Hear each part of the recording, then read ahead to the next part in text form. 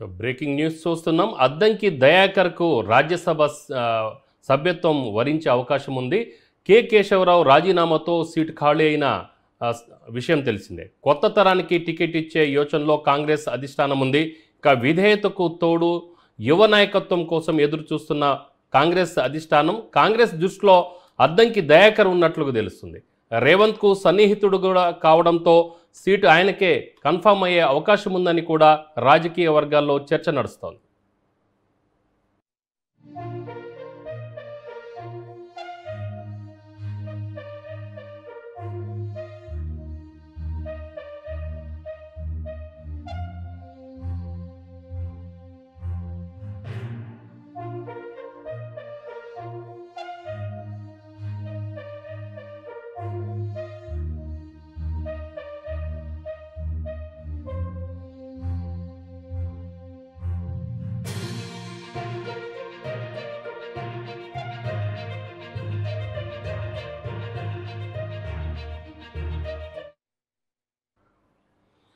Addanki దయాకర్కు Rajya Sabha seat వరించనుంది.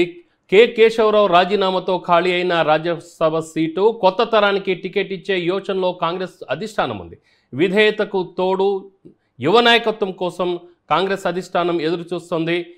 ఈ విధంగా చూస్తే కాంగ్రెస్ దృష్టిలో అద్దంకి దయాకర్ ఉన్నట్లుగా తెలుస్తుంది. అలాగనే రేవంత్కు సన్నిహితుడు కూడా కావడంతో అద్దంకి దయాకర్కి రాజ్యసభ సభ్యత్వం ఖాయమవుతున్నట్లుగా రాజకీయ వర్గాల్లో చర్చ నడుస్తుంది. ఇక ఇదే విషయంపై మా ప్రతినిధి భవిత ఫోన్ లైన్లో అందిస్తారు. భవిత, మొన్న రీసెంట్ గా బీఆర్ఎస్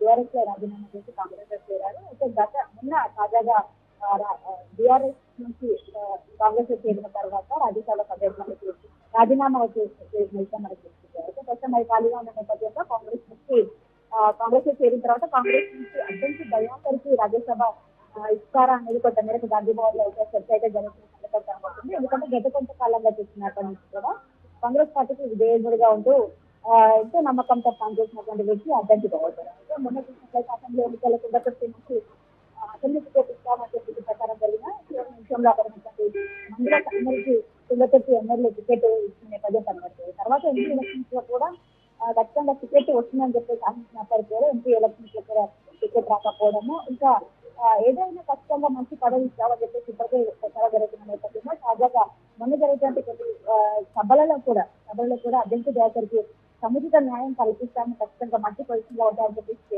రేవంత్ రెడ్డి కూడా చాలా సందర్భాల్లో చెప్పే సందర్భం కనబడుతుంది. అయితే యువ నాయకత్వానికి ఖచ్చితంగా ప్రాధాన్యత ఇవ్వాలని చెప్పేసి రాహుల్ గాంధీ యోచించినట్టు తెలుస్తుంది. అందుకు అనుగుణంగానే